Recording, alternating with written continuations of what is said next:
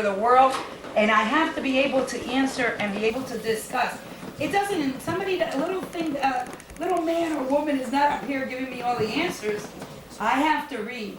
So I read like 3 or 4 hours a day in order to make sure that I'm able to know what I'm speaking about when I sit with the president or when I sit with the governor or when I have to do something. So it is important for you to do that, because every one of you that are here can do what you want.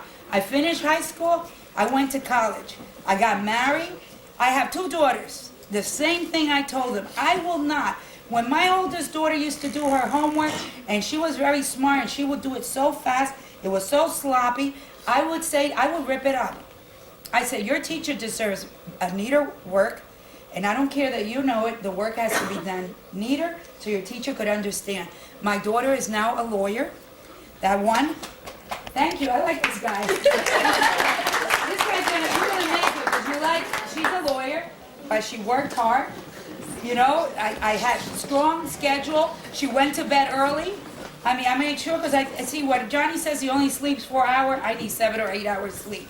And I believe that sleep is important, so you can, at least your mind is all fresh, so you can get all this information. So now my daughter's a lawyer, and she's a big-time lawyer. She does venture capital. You know, you heard of Michael Jordan just buying a basketball team? Okay, but my daughter put together the contract with Michael Jordan, Shaquille O'Neal for sports.com and all the sports people. She does companies, she merges them. And that's a lot of work, and you have to know what you're doing. So my other little girl is now graduating law school in May. She will graduate from Pepperdine in Malibu. You see? I only have 2, I don't have any more. But I forced them. I was one of those tough moms. Many of you would have probably wanted to beat me up because of the type of mother I was strict. But you see what? My daughters now don't need anyone. They don't need someone to take care of them. They can take care of themselves. They're professionals. And these are girls that I made study since they were young. I make sure, and during the summer, I made them read 3 books. And they would say, well, it's summer vacation, but you know what? Books are so wonderful. If you really get into it, books are wonderful. It tells you stories. It tells you a lot of information. So you need to discipline yourself. Don't get on the phone. I see sometimes my niece who comes to visit, and she's there, and she's on the phone 3 hours. I cut her phone. I cut the phone in the house. I have a lot of wires, so cutting the line was no big deal. So I could put another one. But I'm trying to tell you that's too long. That's too long, because you're wasting. And I know a lot of you are saying, no, you want to talk to your friends or whatever. Your life is just going to pass you by. And then after that, listen, I started here. I own an Astus Insurance and Travel Agency in Patterson, right there by the taxis, by the public service. That's my office. From there, I started doing politics. When my girlfriend, who was on a board with Hillary Clinton, said to her, hey, my husband wants to run for president. And can you help me? So she goes, I have a friend that could help you who knows politics. So she came in, and I met Bill Clinton, and I said, I can't go with somebody from the South. I'm from the North. I have to go with Cuomo or someone like that. But I like Bill Clinton, and since then I've been working with the Clinton Gore administration. Right now I am working with Gore. I'm one of 15, listen to this. I sit down on a table to develop Hispanic affairs I am the lowest person on the totem pole. I have the Henry Cisnero, ex-Secretary of Housing, the Federico Pena, the Governor of California, Cruz Bustamante, all these people, Loretta Sanchez, Senator, all of them are in this group, and me. And I remember one day we're sitting there with the president and the vice president, and he asked me a question, and I was like dumbfounded, because there was a whole bunch of ambassadors and everyone there. And he says, Penny, what are you thinking? And I said, I was just thinking that here's a Puerto Rican girl from Patterson, New Jersey, sitting here advising the President of the United States and 3 other presidents of 3 different countries. This is mind-boggling. So, I don't take it, oh wow, I'm important. I'm just saying, how lucky. And look, if I could do it, all of you kids from Patterson, New Jersey, can be sitting there one day saying, hey, I'm Peggy Anastas was here, and now I'm here, and I could do this. And then the governor of Puerto Rico, because I'm Puerto Rican, I went and started to listen in Washington, because I work in Washington. See, I got a good job now, so hard work does pay. I go to Puerto Rico twice a month, and I work in Puerto Rico, then I work in Washington 1 week, and I'm here 1 week. My husband's not too happy, but I'm traveling, I'm having a good time, and I'm learning a lot, because every day I learn something. So remember that you're never too old to learn. Every day I'm learning something. So then I started doing things for Puerto Rico, and I couldn't understand that if Puerto Ricans were citizens, why did they get so little? So I started talking to the governor, and I started helping Puerto Rico, and the governor said, hey, we want to hire you. We want to hire you to help us make sure that the Puerto Ricans in the island get what they deserve. So right now I'm a consultant to the governor of Puerto Rico, where I work with him all the time. I'm taking you home, okay? And I am very proud. As a Puerto Rican, let me tell you, for all you children that are here, what I've learned. So you can be proud. Let me tell you what I learned. I came from Patterson, where I wasn't big, and where I'm writing a book. And out of all this, I'm going to write a book to let you know that you children have to be proud of who you are. All the children, not just Hispanics, because we have a great history. Right now, I am Hispanic, and I have learned a lot, but there's, is it this month, African American month? February. Listen, pay attention to those commercials that are giving you names for the people that are African American here, that are telling you you're leaders. Everybody knows Martin Luther King and a few other, but you got great other people that during that month are telling you, and I think the schools should be able to give you all those pamphlets of who they are. But Hispanics, listen, guys, the open heart surgery, those instruments that go into that heart, you couldn't have those surgery if it wasn't a Puerto Rican who invented those surgical equipment things. All right? And NASA, those rockets that go up there? 40% of all the engineers there come from the University of Maya West in Puerto Rico. Okay, in the island.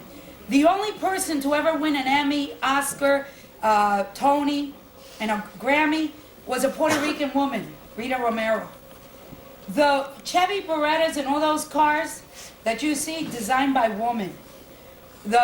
All the Pentium motherboards for the computers, which is the big computers now, it's not in California that they're made in Silicon Valley. They're made in Puerto Rico. All the motherboards by Puerto Rican people, minds, and Puerto Rican hands.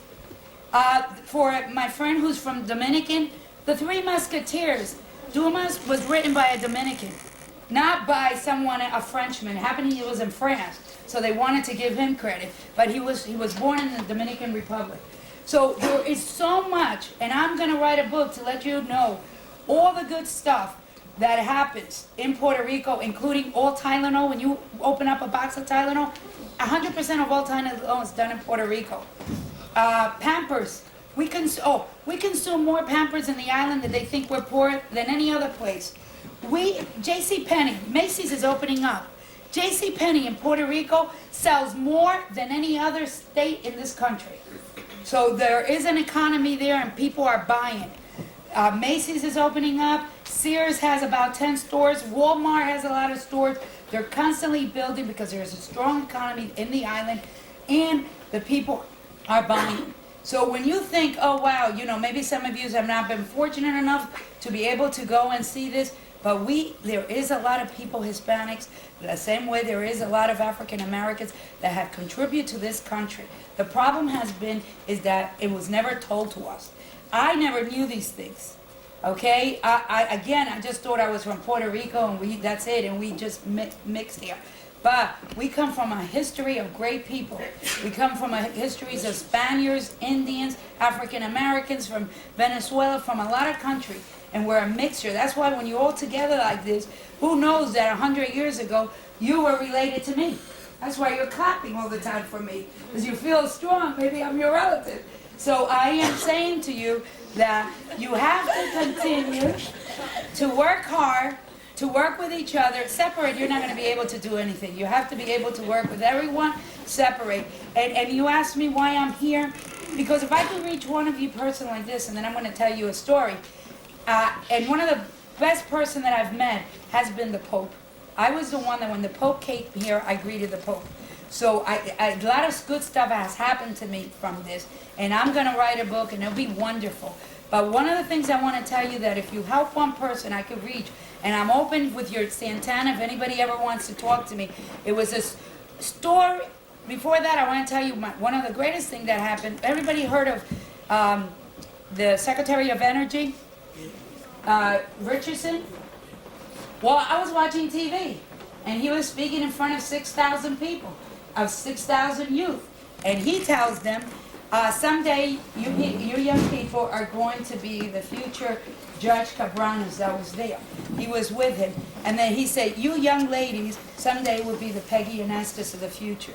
So as a national leader that I travel, and I come from Paterson, New Jersey, that was good because I've kept myself pretty quiet and secret what I've been doing because I travel so much. But I've decided that if I could reach one, that this is what I want to do in the future. I want to be able to help young people reach their potentials, let you know, si se puede, that means you can do it. And there was a story about two people walking on the beach, two young guys, and this person was throwing a starfish. And you know when the tide comes in, all the starfish come on the sand? And he was throwing one, and the other person said to him, well, why are you doing this? For every one that you throwing back into the ocean, there's hundreds on the ground. And he took one up and he picked it up and he put it back in the ocean. He said, to that one starfish, I made a difference. I gave him back his life, or I gave him a future.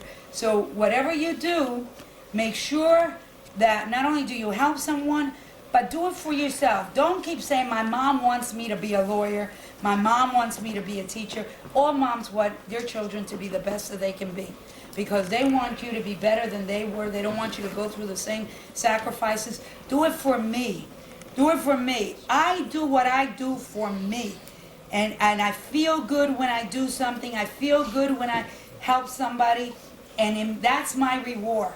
And my reward is that someday you can come up to me, and I've had a few people in the past come up to me and say, hey, thank you, Peggy, you helped me with that, and this, and I now have my own business or something. That is all the rewards. And you can do that, and do it for your people, because let me tell you something. By the year 2020, the Hispanics will be the largest minority. Well, they're going to be by the year 2005. By the year 2020, we're going to be 25% of the population. That means for every 100 people, 25 will be Hispanics. And when you look at people here, there's a lot of Hispanics on the West Coast that are Mexican American. There are 5,000 or 6,000 elected Mexican American. So they're like second generation. So what you see here, we want the people from this area, the Puerto Ricans, Dominicans, Peruvians, Colombians, African Americans, all the young people from here, to take advantage of everything that's out there for you. That is that. Use your teachers. Don't fight your teachers. Like Johnny said, when there's 25, like this teacher has said, you're 25 children. Your failure is their failure.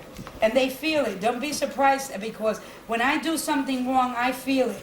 And so just support your teachers, and remember what I said 2 weeks ago. I heard it on TV. What you decide now is going to determine your future.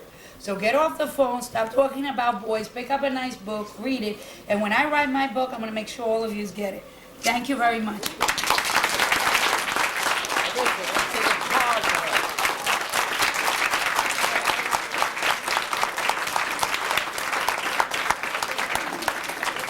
Peggy, thank you very much. That was terrific. You have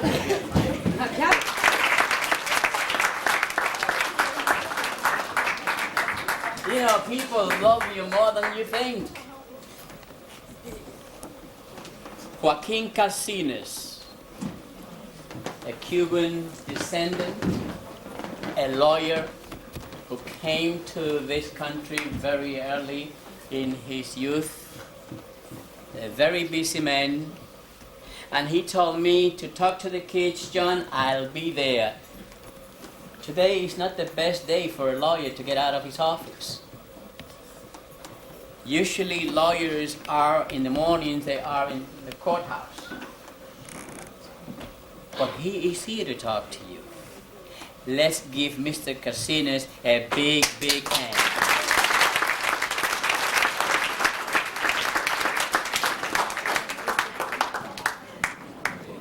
Hi.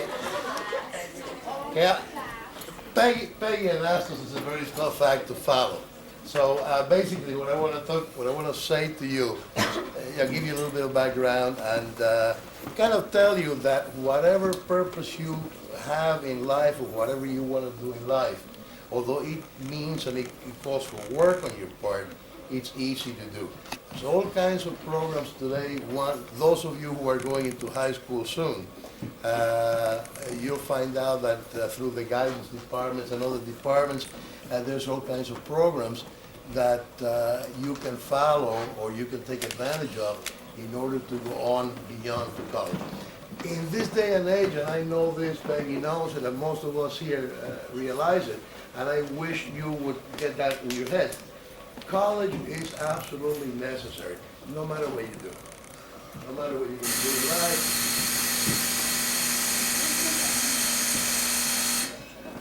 If you are going to be a professional person, obviously you need the college training and the academic training and all the stuff, and the diploma. You will go on to be lawyer, doctor, teacher, engineer, architect, whichever. But even if you are going to do something like open up your own business, no matter what kind of a business it is, I think that college, or I feel that college is extremely important or necessary because it's going to give you a background so that you can eventually, that little business that you will open one day, you know, whatever it might be, you might make it grow. It's going to give you a different perspective. You're going to have a little more knowledge of how business is managed. So this is, if there is one thing that I would like to leave everybody with here, is the idea that college, just like grammar school, like high school, to you, it should be an absolute must, a necessity. You have to do it, you have to do it, you have to do it. If you can do it through a program full-time once you finish high school, if you can do it taking evening classes, there's fine colleges and in the area, starting with the Passaic County Community College, William Patterson, Montclair State. There's other fine colleges outside of the area too where you can take advantage of. I came here as a kid. I was a little older than you are when I came, many years ago. I had a bunch of jobs. I worked in before they invented McDonald's, there was a place called White Tower, which sold hamburgers and whatever. I worked there and I cooked hamburgers. I was there for a while. I came into Patterson, worked in a factory, and then I decided that I wanted to do something. And I started going, and I went to college here at night, and I went into law school also at night while working for full time. It can be done. There were not as many programs for financial assistance or for tuition help for the students at the time as there are now, but there were some. I took advantage of some. I got some help. I got a loan. I did it, and I finished. I've been a practicing attorney in Patterson for the past a little better than 15 years now. And I'll be retiring in the next couple of years, hopefully. But I feel that I was able to do something, as Peggy said, not only for my family, for my kids or for my parents, but for me. It makes me feel well, feel very nice, very warm about myself. The fact that I was able to do this and go to school, get a degree. I was even here in a judge in the municipal court in Patterson for a couple of years back in about 18 years ago. So all these things that have happened to me, I'm not a chosen person. I am not, I might have been that starfish that was thrown into the ocean, but there's no reason why each one of us cannot be that same starfish. If somebody will pick us up and throw us back into the ocean so that we can live, if not, sometimes maybe you can make a little bit of an effort and walk over to the edge of the water and go back into the ocean. It doesn't come easy. Okay, it doesn't come easy from. It's easy to get admitted into school. It's easy to college. It's easy to get to go on to a 4-year college later on, and and that opportunity is going to be in your hands. It's going to be fairly easy to get assistance with tuition and assistance with financial assistance for that you will need. Unfortunately, college education is expensive, but there's ways of doing it. While all that is easy, it does pull from some of the hard work, a lot of hard work on your part. It's just a matter of not just going there to get a piece of paper to hang on the wall. It's going there to pick up, to learn, so as you have been learning for the past 6, 7, 8 years here in the school, or in any other school that you attended. And I think it's up to us. We can make a difference. You can make a difference, and do it as Peggy said, for yourself, for that feeling of happiness and accomplishment that you're going to get, and that you're going to have once you're finished. Other than that, and other than that recommendation and that thought that I'm sharing with you, is something that I would like you to think about often. It's going to be a few years by the time you start going into college, or thinking about what college you're going to go. But don't think, am I going to go or not going to go? Forget about the fact that you're not going to go to college. You're going to do it. You're going to go to college. It's a must, no matter what you do. Professional, business, any kind of a job that you have. You're going to have that advantage, the knowledge that a 4-year college education is going to give us, and the experience. Not only that, the other people that you're going to meet in class, you're going to be a little older, you're going to have friends, you're going to have a lot more going for you than staying with this high school degree. So the question is, and I wish you would carry that with you and think about it often, is when the time comes, what school am I going to go to, and I'm going to make it. I thank you.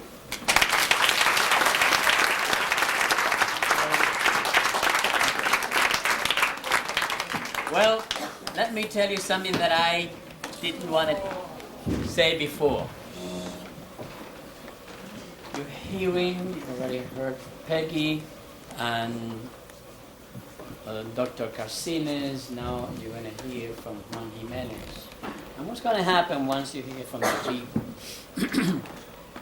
Your teachers are going to ask you to prepare essays in what you heard today. And then we are going to select out of the whole group the 3 best essays. And the authors are going to be presented with an award sometime in June. We're going to invite you to a nice reception where Peggy hopefully will be there if she is not traveling. Jimenez is going to be there. Carcines is going to be there. And a lot of other important people are going to be there to give 3 of you an award. And then you're going to invite your parents. And it's going to be a beautiful night. Parents, teachers, students, important people, because you deserve it. Because you work hard for it. So, I hope that you are paying attention to Peggy and to Carcines, and that you will pay attention to Juan Jimenez. Juan Jimenez came to this country at your age. He was only 11 when he came to this country from Dominican Republic. How many of you come from Dominican Republic? Terrific. Congratulations, you come from a very, very beautiful country. So you're going to hear from Juan Jimenez, who you could imagine a few years back here in this town when he went to school. Not with so many Hispanics as there are in this school today. Imagine what he went through, because he didn't know how to speak English. Because he was a newcomer. Yet today, he is the vice president of the Patterson Board of Education. Let's give Mr. Jimenez a big hand.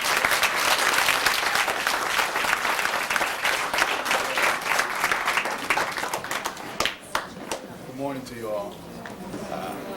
I'm real thankful for Ms. Santana and these wonderful people from Latin America inviting me here today to speak with you. I don't have any children. I plan to though. But I feel that when I was elected as the commissioner of the Board of Education, I adopted 24,850 kids, and you're part of them. So you're all.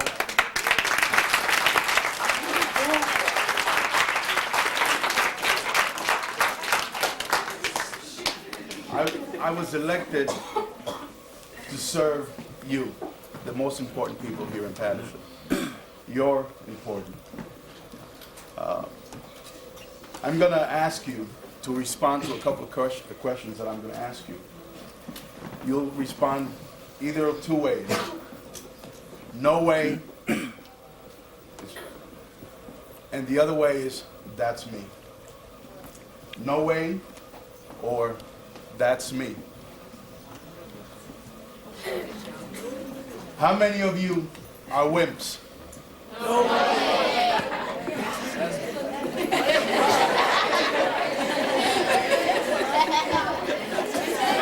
Are you all brave people?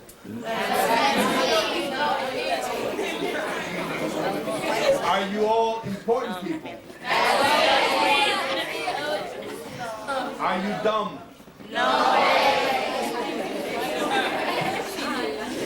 Are you stupid? Are you an intelligent person? I want to thank you all because you are those brave people. Not only do you have to come to school during winter, but you have to come to school when it's snowing and the weather is inclement. You're brave people.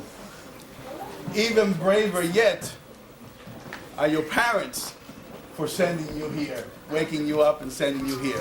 Even braver yet, because they know that because of the education that you need, they have to send you here. As Mr. Torres was saying, I came here to the United States at the age of 11, not knowing anybody, no friends, only my brothers and sisters.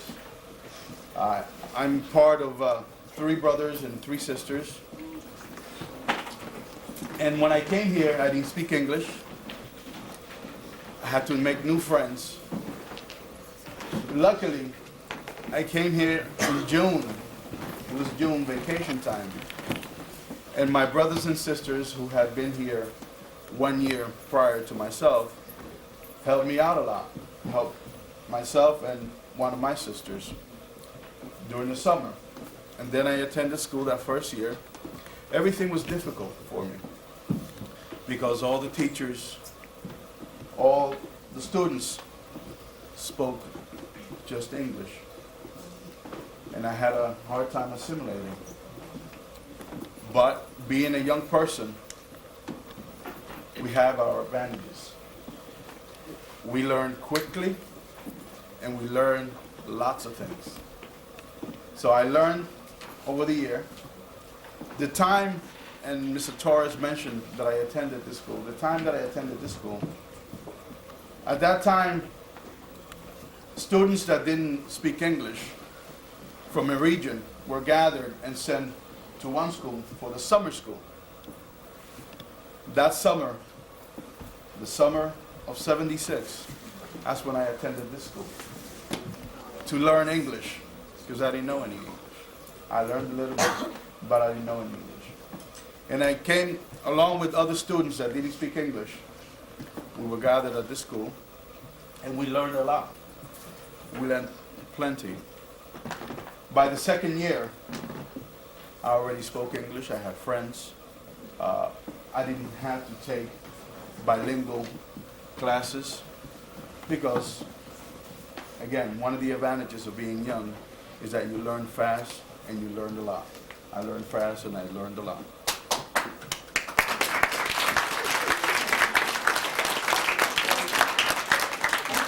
I'm not going to take you home with me because you already promised to pay me. but perhaps some of the others will. Anyway, I attended this school for the summer. I attended school number 2, Martin Luther King, when it used to be across from the courthouse, John F. Kennedy High School, and then School of Grants. Mechanical drafting is my field. My job right now, private job, is in energy conservation. Many of you probably, I visited your homes while you were in school. I visited your homes, visited with your parents, teaching them about energy conservation. My company works for PSE&G. And my job as an energy educator is to educate your parents or PSE&G customers as to how to use their energy and how to reduce their energy bills, whether it's gas or electricity. With my company, we survey the usage of energy, and we teach your parents how to, save themselves some money and save PSE&G some energy so that they, in turn, can sell to somebody else.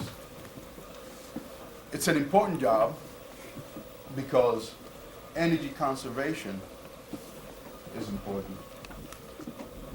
We need to conserve energy. We need to learn about energy.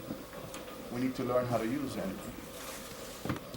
I was elected here 2 years ago to the Parish Board of Education. Probably your parents voted for me in the elections. I ran 2 previous times, unsuccessful, and on the 3rd time I was successful. I was successful because of perseverance, persistence. We, all of us, need to be persistent, and we need to persevere when we go after our dreams. Somebody famous you might all know, and you're going to learn about this coming February, has a famous speech. You've heard it all. I have a dream. Martin Luther King. I have a dream. Without a dream, we can't live. When you were born, your parents still keep dreaming about you. Now, until you die, your parents keep dreaming about you. And they try to set a dream for you. However, as we grow, we develop individual dreams. And that's why you're in school. Because the teachers, those over you, can help you develop that dream, that individual dream that we all have. Let me tell you that once your dream dies, we die. When our dreams die, we die. That famous speech, I have a dream, not only stands for the time which Dr. Martin Luther King was at, but it tells and speaks about life itself. If we don't have a dream, we don't have a life. I hope in each and every one of you, there is a dream, and that it never dies. Once you accomplish those dreams, you set other dreams, other goals. These people that have spoken to you already, they've accomplished a lot of dreams, but they have much more yet to accomplish. They have dreams still. They have dreams for themselves. They have dreams for you all. And that's why you should have a dream. Because we want to live, we want to be productive members of society. In society, you represent yourself, you represent your parents, you represent your entire family, you represent your race, you represent the human race. If you don't have a dream, you cannot represent. Seems today we're too busy to think about what or who we represent. Backwards. You represent the human race, your family, your own race, your individual self. You represent your name. If you don't have a dream, you don't represent anything. Today, or I should say, back a while ago, a high school education, a high school diploma meant a great deal because you can go a step farther in what you wanted to do.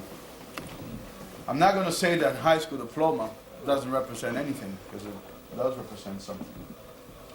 But that representation is limited. That's why you heard Mr. Calcines, and you heard Peggy, you heard Torres, Johnny Torres, about you attending college. Your parents set that dream for you.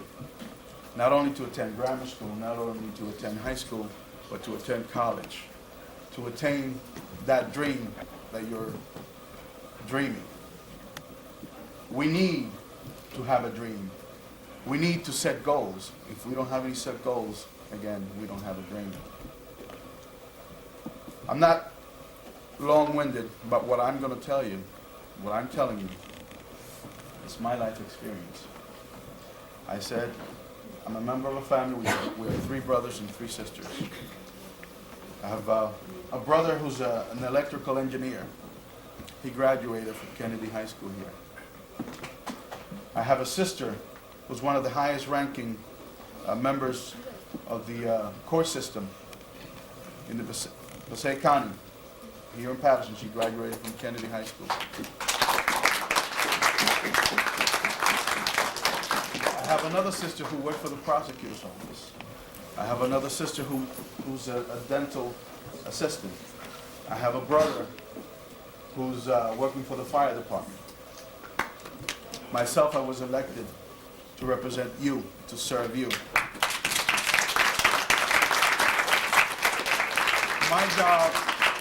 My job is not a paid position. I was elected, but it's not a paid position. I knew what I was getting into. I know what I am into now.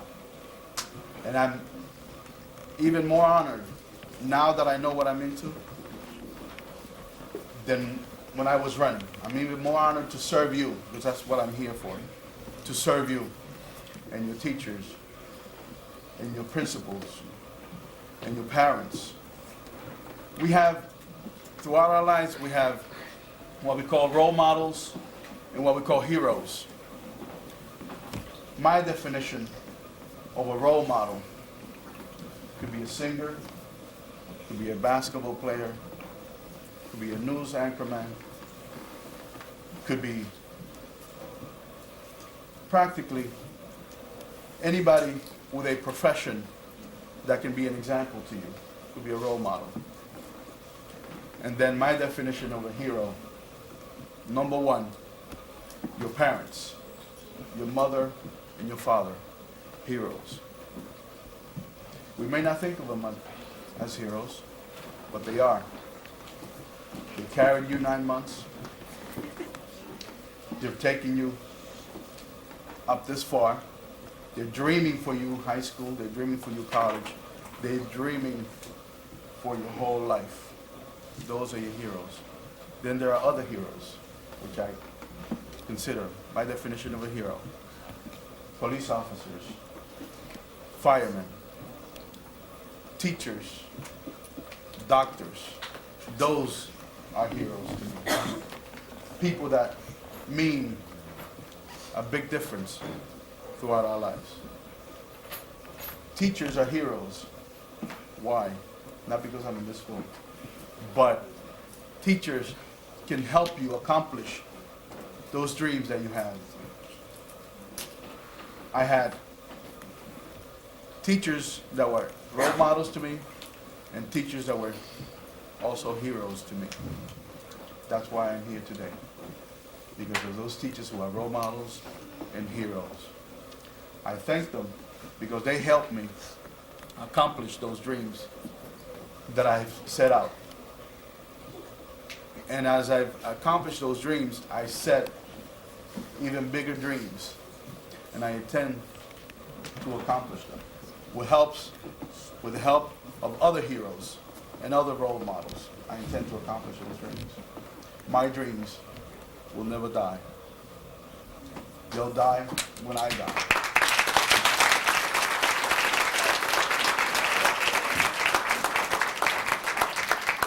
It's important for you to get an education because the future is filled with so many opportunities for you.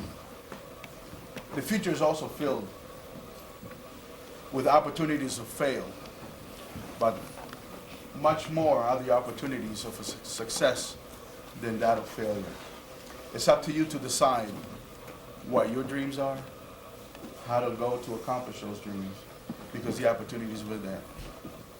This country affords those opportunities to accomplish those dreams. They're there for you. All you have to do is but reach that dream.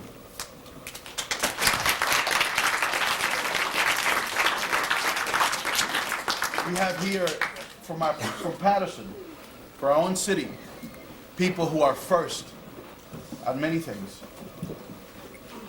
We elected 18 years ago the first Hispanic to elected office.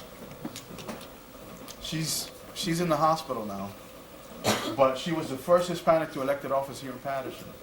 Maria Magda, to the city council. Maria Magda. Myself, I'm a first of sorts. I'm the first Dominican ever to be elected in the city of Patterson.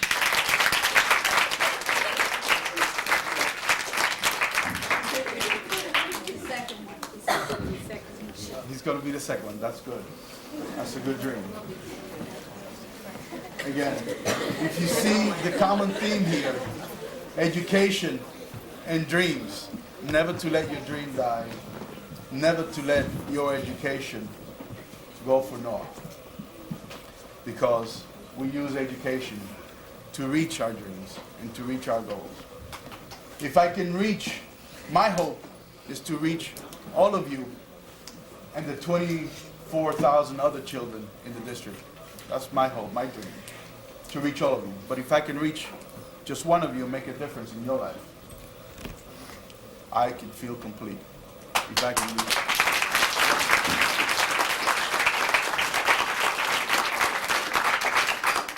You probably heard a saying that said, nobody told you life is a bed of roses. You probably heard that. And it's not easy. It's not easy to reach those dreams. Everything takes work, hard work, and determination. But if you set your mind to it, there's nothing, absolutely nothing that you cannot accomplish. If you set your mind to it, there's nothing you cannot accomplish. The only thing that is free in life, is sitting down and do nothing. That's free. Anything takes work. Even to breathe, it takes work. To come to school, it takes work. To work, it takes work. As a matter of fact, they call it work. They have to pay you to do it. That's why they call it work. For everything, it takes work. If you do nothing, you perish. So it's up to you, not only to dream a dream, but to work to accomplish those dreams. Today, with the several people that you've heard speaking to you, our dream is for your dream to become reality. But for that, you have to work at it. I hope and I dream that you work at your dream. Thank you.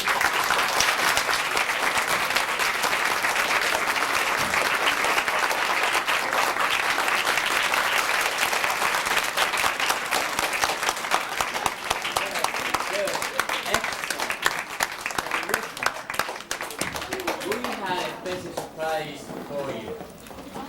We have with us Puerto Rican, very dear friend of mine for many years, somebody who really has paid his dues.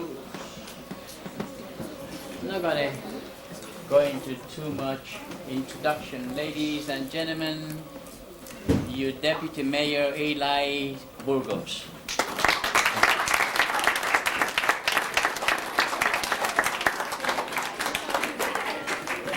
Just like a politician, you see?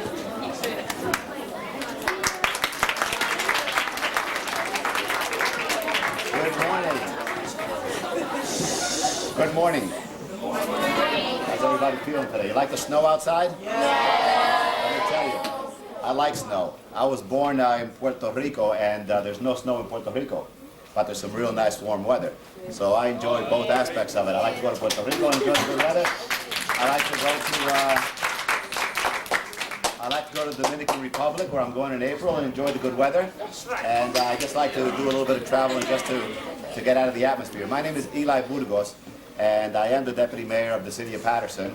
And I bring compliments, and of course I bring greetings from the Mayor. His name is? Marty. Okay, good, I'm glad you know it. And he's doing a lot of work here in the City of Patterson. I'm honored to be among so many people that I know here at the dais. Johnny Torres, whose name is synonymous with Hispanic business, I mean, dating back to the 1950s.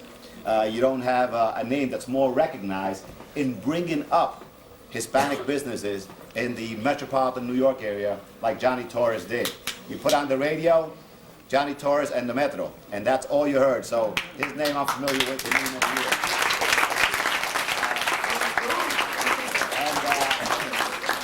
And we have to be proud of that. The first queen of the Puerto Rican Parade of New Jersey, Peggy Anastas, because Peggy Anastas is probably not only the only Puerto Rican, Hispanic, etc. Peggy Anastas is in and out of the White House like you and I are out of our houses. So she's representing us well at the.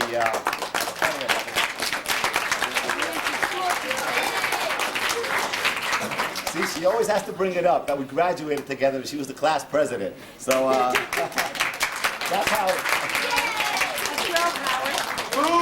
that's how young Peggy is. All right. So don't think Peggy and I are that old.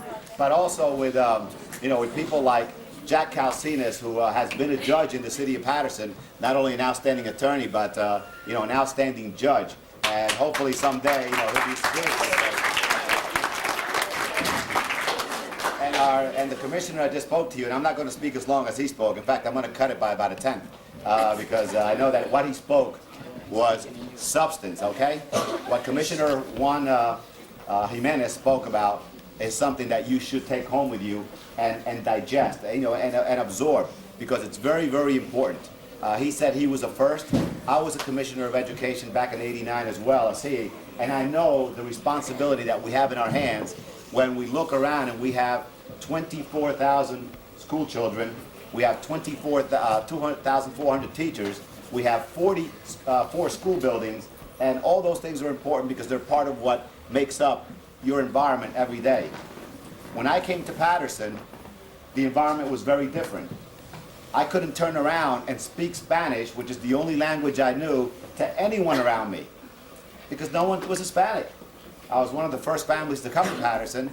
I think there were about 14 families back then in Patterson that were Hispanic families. So our parents were breaking ground and having difficulty doing it. I was not a product of bilingual education, so I wasn't learning what was being taught every day. I was trying to learn English. And as the commissioner said, it's very difficult when you're trying to learn the language and you miss out on what the teacher is trying to teach you. And if you don't have bilingual education, which is something that I've supported for many, many years, then you don't learn the content of the lesson. And it becomes very, very difficult. Later on in life, I realized how important that first, second, and third grade were, because I missed out on everything that was being taught. I had to learn it later. You know what? You never really catch up to it. You have to go back, you study again, and your grades feel it. You're not getting the A's and the B's. You're getting C's and D's, and that's when you're making your best effort, because you don't know the language. And I couldn't turn around, as I said earlier, and speak to anyone else in Spanish, because there were few families. And I went to school number 3, then I went to school number 2. I went to Central High School the last 2 years, and when Kennedy was a brand new school, I was the second graduating class out of Kennedy High School. And I'm very proud, because with that high school education, I immediately, all of you heard about the Vietnam War. Well, I was drafted during the Vietnam War, so I served my time in the military, and I proudly so. You look around nowadays, you have heroes right here behind me. People that have accomplished so much and have done so much to try and elevate the level of the community at large. Yes, we can go and speak, all day long about all the accomplishments of Martin Luther King and all Roberto Clemente and what they did and what they mean to us. And this school, proudly has the Roberto Clemente Library, and it's one of the earlier schools that was a large population of Hispanic students. But in the future, we're not going to be here. We're going to be gone. We're going to be buried 6 feet under. And the people that are going to be here are going to be yourselves. So somebody has to step in and go to the White House as often as Peggy does, from this room. Somebody has to be a commissioner of education. Now somebody has to be a lawyer and a judge. And those people are right here in this room. And to the person, I didn't get the person, but somebody here said they were going to be the second Dominican to be a school board commissioner. Let me tell you, you can't afford to wait that long to have a second. You can't afford to. Because the Hispanic population is growing so fast that out of every 10 students in Patterson today, out of every 10, almost five are Hispanic. That was unknown at the times when I was going to school number 3 and school number 2, but the school system has to change to accommodate all of us who are attending it and all of us who are part of it. So be cognizant, understand the significance of these heroes that are standing here talking to you, because you learn from their examples. It's the easiest thing in the world to do, as the commissioner said, is to do nothing. And when you do nothing, you become nothing. And there are people who make early mistakes in their lives, and they're able to rectify it. Let me give you an example. We have a tremendous commissioner in the school system named Mitch Santiago. And he'll say openly to you, he was convicted of a crime. Mitch Santiago got a second chance, which many of us will not have. Sometimes you make one mistake, and that's all you need, and you'll never have that good job to be able to buy that house, to be able to afford a family of things that you need in life, or to have a car. He got a second life. He's one of the rarities, but he worked hard for it. Don't make that first mistake. Don't make it. Listen to your parents' advice, listen to the teacher's advice, your counselors, because that first mistake may send you into oblivion, and you may never be able to get out of it. And I know many friends of mine, great athletes, people who I knew were destined to become NBA players or playing baseball at the major league levels. And they blew it early on. They made the mistake, who they associated with, what they were doing. Those kind of things I want you to go home thinking about. Because it's very easy, it's the simplest thing to do, to slip and to fall. But to get up and to be able to go straight, that's difficult. That's the challenge. And I hope each of you take that challenge on, and through the leadership of Miss Santana here, and I know Miss Santana well because my wife is the principal of school number 15 right up the hill. So some of you who may go there in the future, watch out. Don't use my name. But it's all part of the education system. It's all part of doing what you need to do. Do your end of it. The parents, the teachers, and the administrators, we're going to do our end of it. And as leaders in the community, as deputy mayor, I'm going to make sure that this city remains as positive as it can, so that you can have a better life in it. Okay? Thank you very much.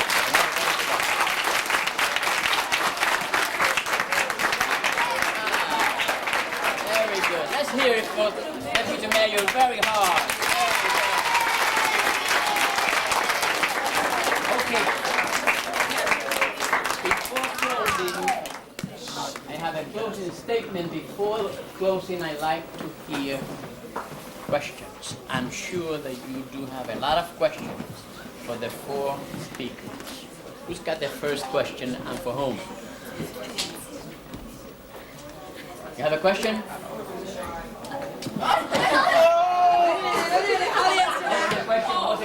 He asked, what is your name? Jared? Travis. You want to know how old I am? You'll never get at the truth. A woman never tells her age.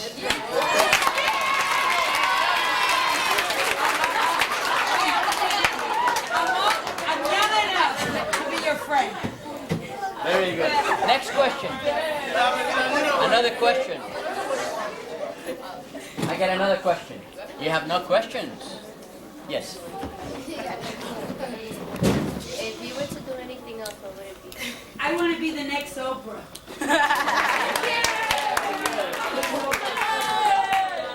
Next question. Another question. No more questions. How many years you went to college? I went my regular 4 years and then I did graduate work. Very good question. Another question. But can I answer that? Let me tell you that a lot of my years, after I got married, I went and did more work with my children.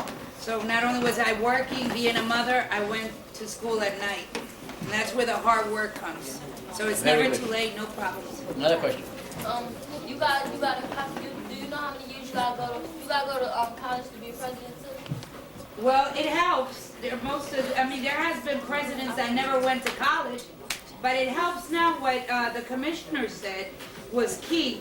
Even though at high school, I went to school with Eli, with your principal, and high school then, it was enough for a lot of people to get good jobs.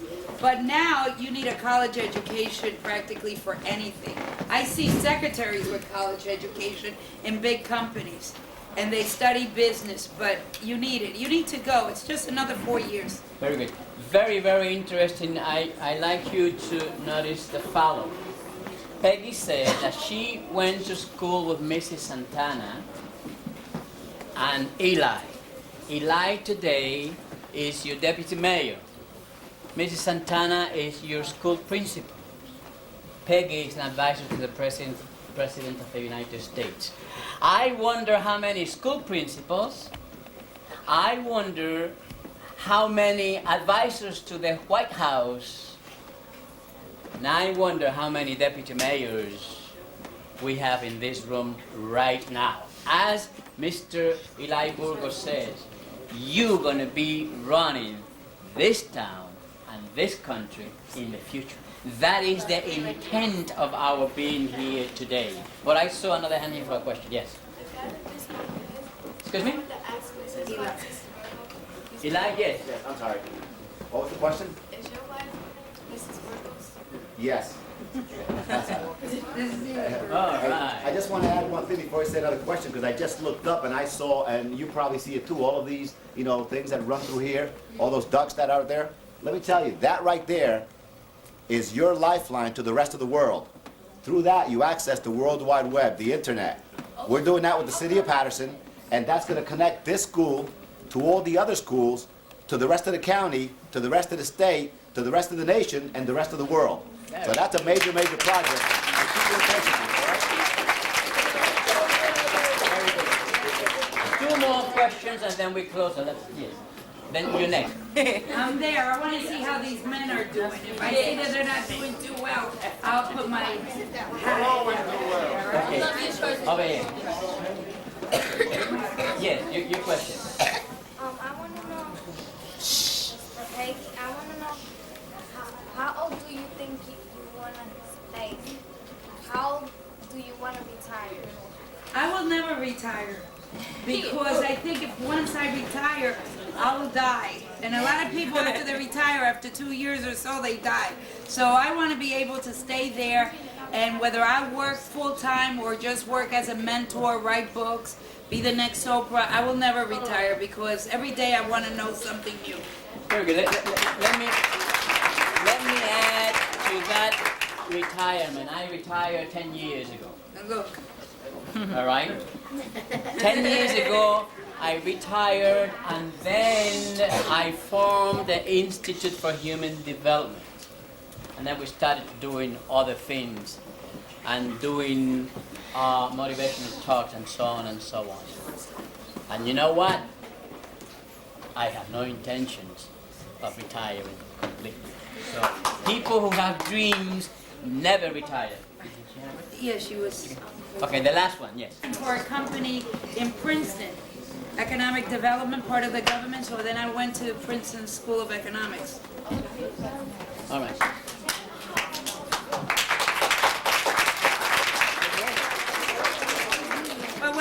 said, to answer your question, what the commissioner said, it doesn't matter if you go to PCC because it's good. You have to take steps. Many of you would say, I can't go far away, or I can't go away, or my parents can't afford it. There are aids out. You start. As long as you start going to school and continuing on, it doesn't matter where. As long as you get an education, you don't give up, and you don't give up that dream that he's talking about. So I will continue every time I saw other times, and Eli knows this. Eli, I worked in City Hall 12 years. When Eli, we used to go to Rutgers. There were always different programs that we would just go and take extra courses on it. Okay. So just continue. I want you to say hello to Billy Crespo, a young man who comes from our school system in Hoboken. And now is the head of the musical group, Billy Crespo.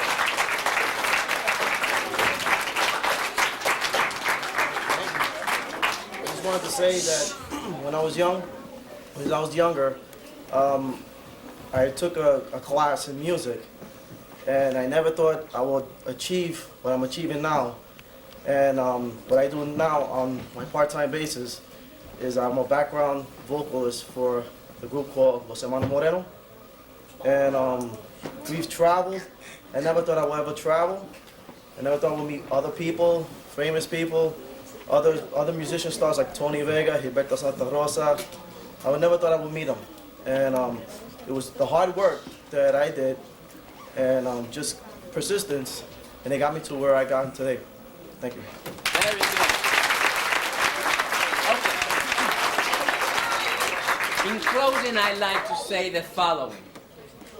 Michael Monte said that he would like to be the next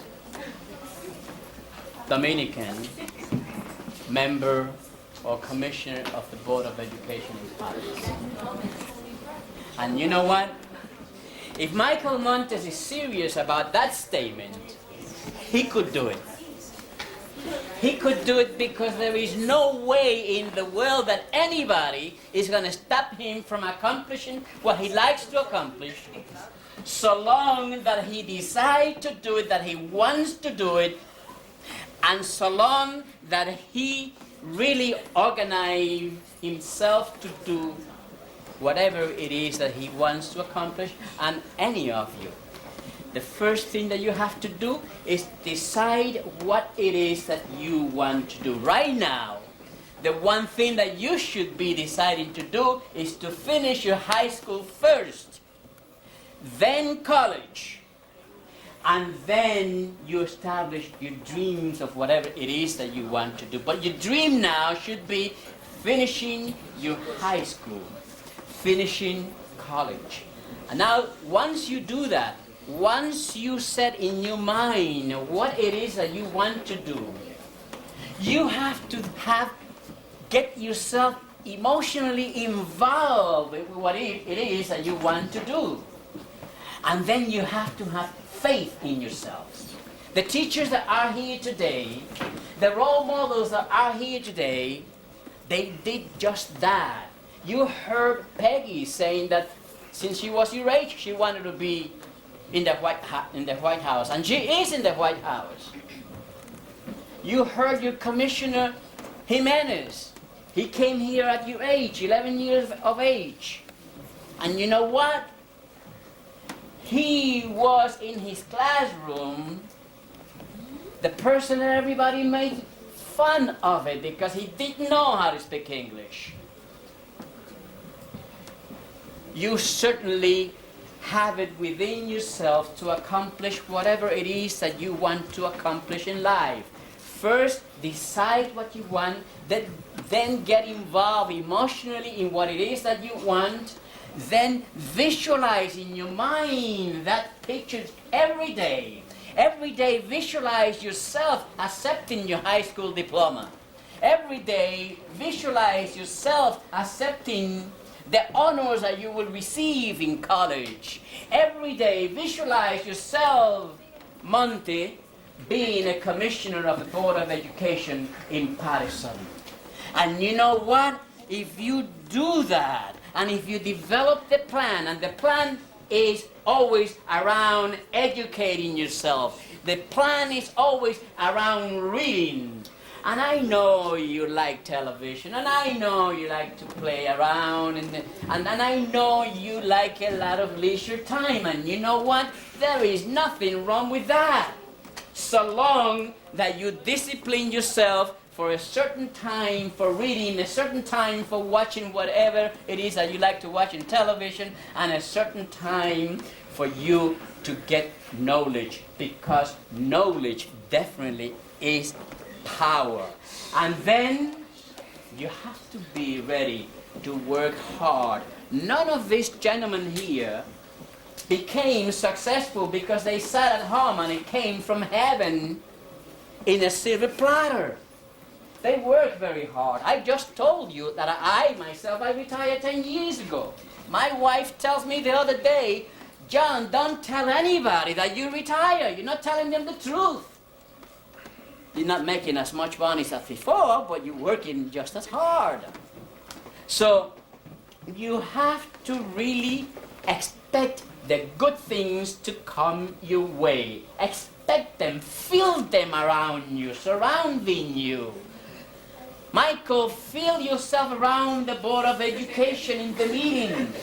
Believe me, and I'm talking to Michael, but insofar as I know, each one of you is Michael Monte. So then what you do is you expect things to happen, and then definitely you persist, because it's not going to happen 1, 2, 3, and it's not going to come down from heaven. You've been a terrific audience. God bless you all, and don't forget, you could reach as high as you want to be in your life, and nobody else is responsible but yourself. Thank you very much.